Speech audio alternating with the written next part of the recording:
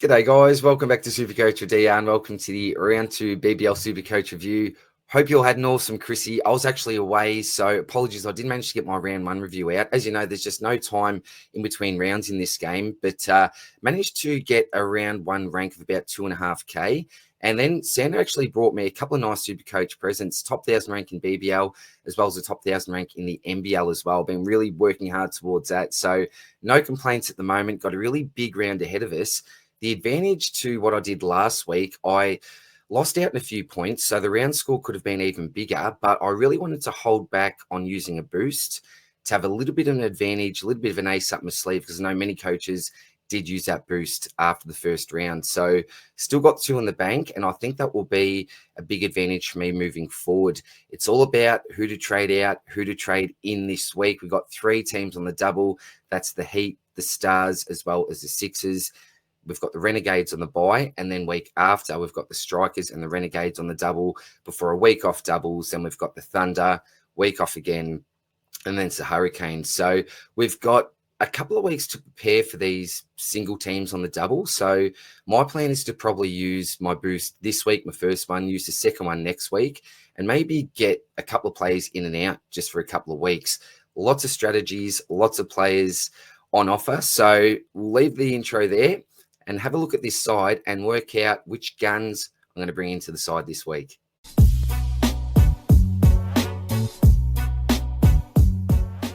All right, we'll quickly go through how the team did last week. So I did bring in Doran as a loophole. So interesting strategy there, but there was a little bit of carnage. So long story short, Richo was out. I was planning on bringing him in. Then Ty was out. I was meant to have Turner in this side. There was just absolute carnage. So didn't have time to prepare. Wasn't up with all the news. So last minute carnage just went bang, bang, bang. And as I said, ended up working out okay because Harper scored a 58. That worked out all right. Happy to get that on field any day of the week on a single, particularly from someone at Harper's price. And obviously got the double coming up this week. So it's worked out all right, starting with Sammy Harper. Short with a 115. Now, I was that desperate to try to get his VC score that I did bring Doran in, and long story short, I thought that Constas was going to be able to be used as a loop this week. He wasn't, end up not being able to get Stoinis to score, got a 0 on field, could add Turner there. So as I said, the round score could have been a lot bigger, but we'll just move on. I have been really disappointed with Matt Short to date. I thought he's an absolute must-have to start with. It'll be a disaster if you don't. It's probably worked out better if you didn't, or if you've avoided him altogether so far. You could have lived with that because did nothing in the first round, then a 115 for what, under a 60 average in round 2. It's been extremely disappointing, particularly for what we paid up for him. So, it hasn't worked out the best, but still 115 a double. That's all good. Overton was man 164. This bloke is an absolute gun, has a fantastic role, one of the best roles in SuperCoach. So definitely hold on to him as well because he's got a pretty good break even going into this week. Then he'll come up on the doubles. Seifert's obviously on the bye, but again, really nice score from him with a 53. Curran has been super disappointing after that opening game. A 30 with now a high break even, but does come on to a double this week. So one I'll probably hold. Constas, this was a nightmare for me, as I said. Got a duck egg after having on the bench for 100. It's always the way with this game, isn't it? Super frustrating at times. It was my fault for not being up to date with the fact that he was still playing. I thought he was going to be missing in the previous game, but it is what it is. Stoinis, 46. That's okay, I suppose. Everyone's got him. Renshaw with an 89. Had him on field the week before. It didn't do much. And then obviously got him on the bench and he scores his 89. I just can't get that one quite right. So a few points in the bank there, but all good. Berendorf with 127. That was really nice trading. Connolly just continues to impress with 146. Would have been my backup captain as well if I hadn't have gone with Short. But I thought after a 60 odd that he got that first game, you probably have to go with him. So, yeah, disappointing I didn't end up going with Connolly there, but he's been fantastic. O'Neill with an 80, ripping game from him on the bye, though. Thornton with 106, exactly what we wanted. Baisley was okay with a 64. Not a great first game, but hit back in that second game. Made some money, decent price, DPP. Very happy with him. Rogers with a 111. This bloke has been phenomenal. So super, super happy that I started with him. Obviously on the bye, though, this week. This has really screwed me having Buckingham here. Now, if it was a salesman, for example, that's got DPP, different sort of a schedule, I could have used him to my benefit. But, yeah, it's really unfortunate. My hope was that I'd start him as a bit of a loophole and then he'd make his way into the side. Don't think that's going to happen. So, yeah, big mistake there. And then Edwards with the 65, probably one of the biggest must-haves, I think, this week anyway. So, as I mentioned in the intro, there's 3 teams on the double this week. You've got the Sixers, you've got the Stars, and then you've got the Heat. So Sixers, Stars playing each other. Heat come up against the Scorchers, which won't be obviously an easy matchup, particularly at Optus Stadium.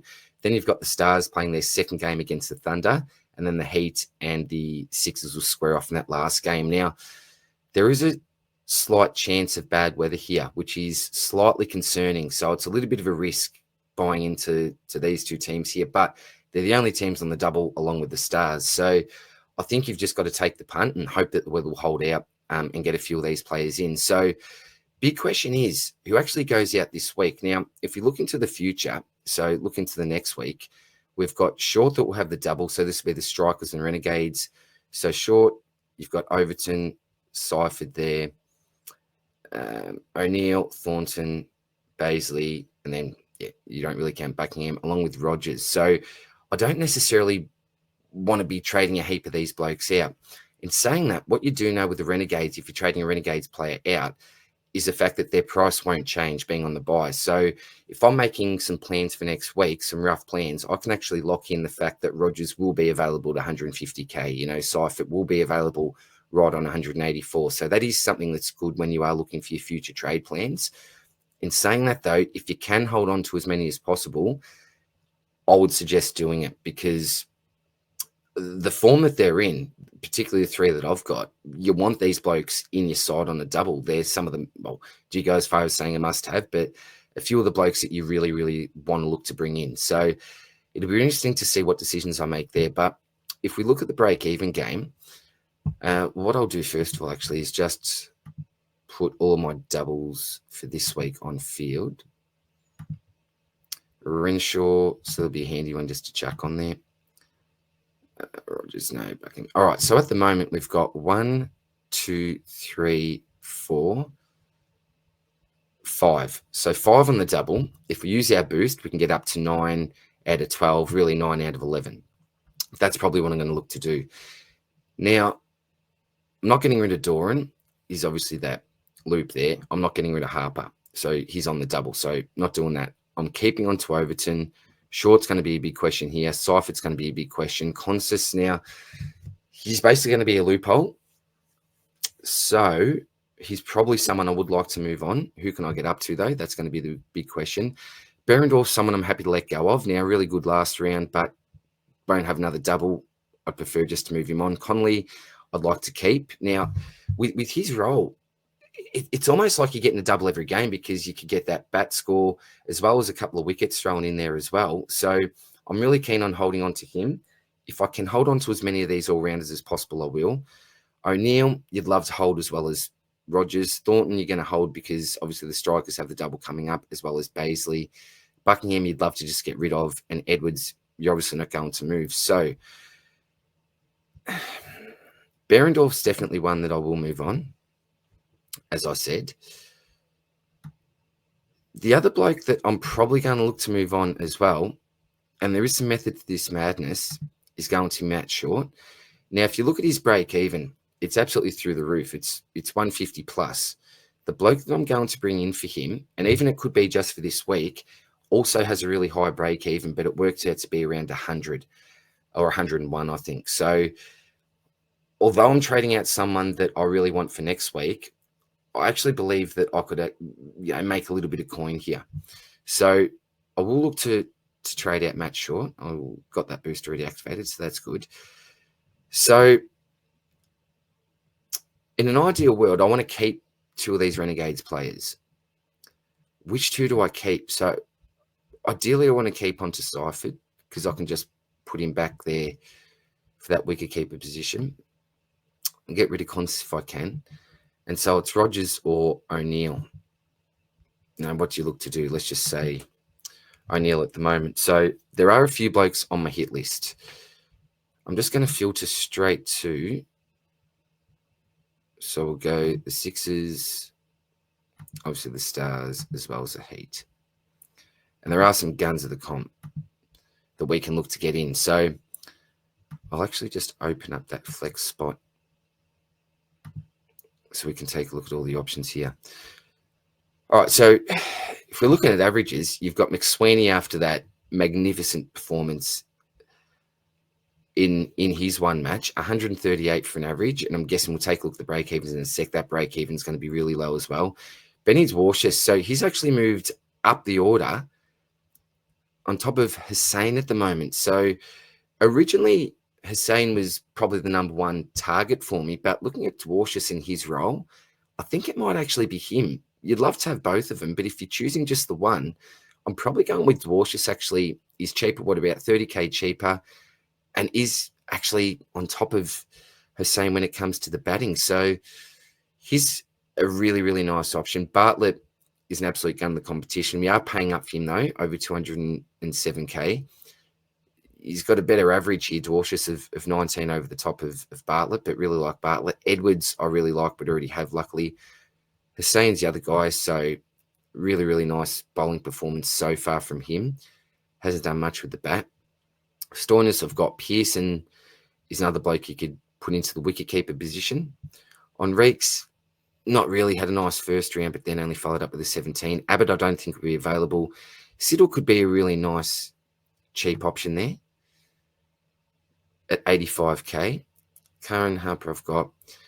Maxi's the guy. Now, it's 236k, but when we take a look at his break even, it's higher than Shorts because he's on a double, but lower if you half it, if you know what I mean. So I'm really, really keen to get on to Maxi because he's the sort of bloke in a double that could absolutely go off. We love his role. We know what his talent's like. So it'd be pretty scary not own, but we are, again, paying out. Phillip is someone that you could go. Silk is under 100k as that batter only. Vince is someone that could pop off. Swepson did really well at the start of last year, didn't he? Milne, I don't think, is playing. Warren, no. Kerr, no. Joel Davies is cheap, but probably not. Tall Paul is the bloke. Now, you're actually getting him at a discount. High break even, but we know what he can do. Last year, I had him for most of the season and just absolutely killed it. Kuhneman's a no for me. Rogers Duckett, okay. Spencer Johnson's an interesting one. Do you trust him coming back from injury, though? He's a pod that I really like. Can you go there? I'm really not too sure. All right, so let's just start to lock in some of these players. So I'm definitely going to go with Benny Dwarshus. He's an absolute lock for me. The other lock for me is going to be Maxwell. And I'll talk about what I'm going to be doing with my trades next week as well. So they're the two big boys I really want to get in. I'm keen on is Dwarshus and Maxwell. I won't have enough money for someone like a Hussein because you're only getting 73k. The other option I've got as well is getting a dual in from the Canes.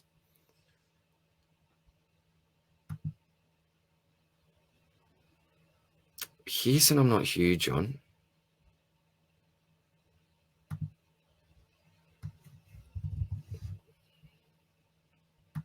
Tall Paul. I think they're three really nice ins. Now, Tall Paul hasn't set the world on fire, but we love his role and we know what he can do. And he's due as well. So Dwarshus, Maxwell, Walter. And I've got 109 left.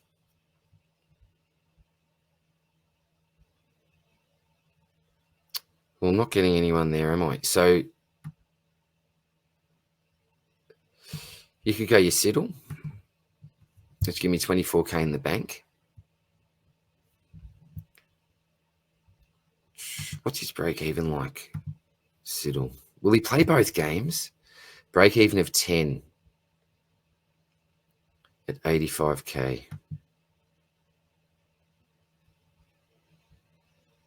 I'm not going.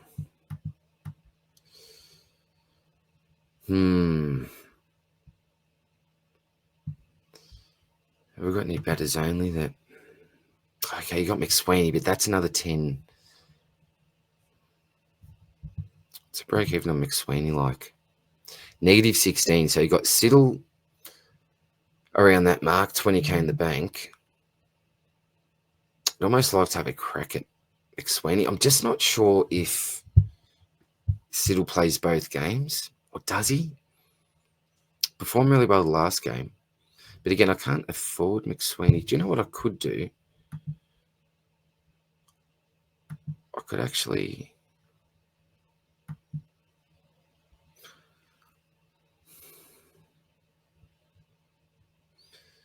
Yeah, I could actually trade out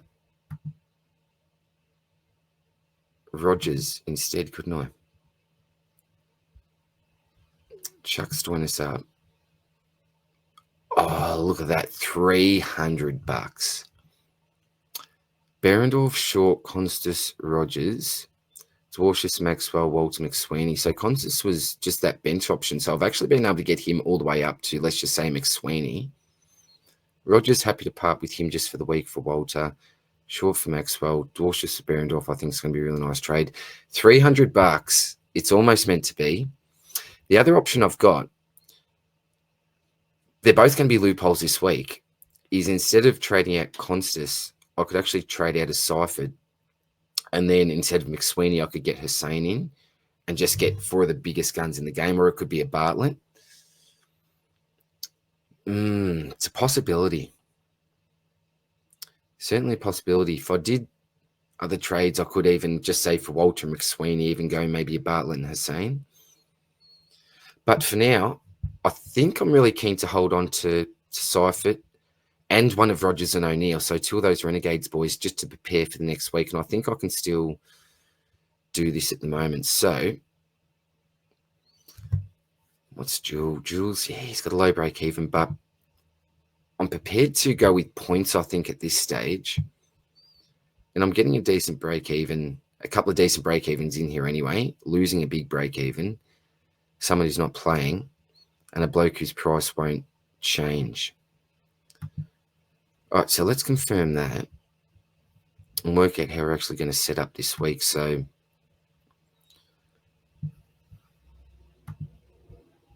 we'll do that straight away. Maxwell's going to be the vice. All right, cool. Stoinis has the double. Beasley doesn't. Okay. Connolly there. Overton. Beasley's going to be here. Oh, but he'll be on field.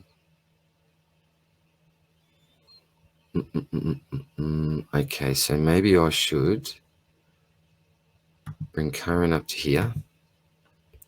And that way I'll have him on the double. Just say do that. And then I'll actually be able to loop Connolly and Beasley. Yeah, so Connolly is playing the second game. Beasley's playing the game after. And I can use Seifert there as a bit of a loop. So it'll be something like that, I think, for me. So if Connolly fails that first game and he's no good, then it's simply Beasley on for Seifert. I've already got Doran there. I might as well just, for an extra captaincy option, I suppose, or loop option there, just chuck O'Neill there. So Thornton will come on. Yeah, so I think that's pretty much how I'll set up. That way you can loop Connolly and Beasley. Thornton, you'll just have to straight field. And that's all good. So everyone's on double apart from Connolly, which I can loop at the same time. Overton, who's just been killing it lately, so confident there. And then Thornton. So I think I'm looking okay. Now, looking into next week, we've got... Let's look at round 4. So we've got obviously the Renegades playing the double. So Thunder and then finish off against the Strikers. And then we've got the Strikers with the Scorchers finishing off with the Renegades. Now, with only $300 in the bank, what will I look to do? I will look to use my next boost. I think you'd just use your 2 boosts while we've got multiple teams on the double. The targets will obviously be Matt Shaw, Rogers, who I just traded out. So that sounds a little bit silly, trading out, trading in, but there is method to the madness. I've already got the other 2 Renegades there, and Chief Sutherland is going to be the other one. So I'm hoping that Maxwell and Short may be similar, depending on what Short does. Maxwell will go to Short, Then we'll have maybe someone like Dwarcius go out again. Edwards, I'm probably keen to hold on to. A Curran and even a Walter could all go out. And it's going to be definitely Rogers. It's going to be Matt Short, and it's going to be Chief Sutherland. So they're going to be three of the blokes that I'm definitely going to target, and I will be able to do that. I've already worked out a little bit of math. So they're going to be my moves for next week. And then we've got 2 weeks to prepare for the Thunder. And looking at the Thunder's list, are there 6 blokes there that you really want to have? I'm not too sure. I'll have the time to be able to do that if I want, but I'm probably looking at 5. I'm more comfortable with 5 at the moment, and I'll have plenty of time to be able to do that. So that's how we're lining up at the moment. We're going Maxwell VC this week, and then the captain. Well, it's probably going to be Tall Paul, isn't it? Yeah, Tall Paul's probably going to be the captain there. You'd probably like to have a Bartlett, wouldn't you? Is that something I should look to do, is to try to swindle a Bartlett in? Now, look, I'll probably just take a bit of a leap of faith and hope that Tall Paul can just have the one really, really decent game to make it worth him as a captaincy option, just in case Maxi does fail. But in saying that, I reckon if Maxi pumps out a 50 in that first game, I'm still going to take him as a VC and hope that he produces a really strong second game. So that is it for me for now, guys. Again, apologies I didn't put out my first round review. I'll do my best to get the round 3 review out. And hopefully, if all things go well, see myself close to the top 500. So all the best, guys. Take care. As I mentioned, hope you had a Merry Christmas, Happy Holidays, all the rest. I'll see you soon in the next one. Cheers. Bye.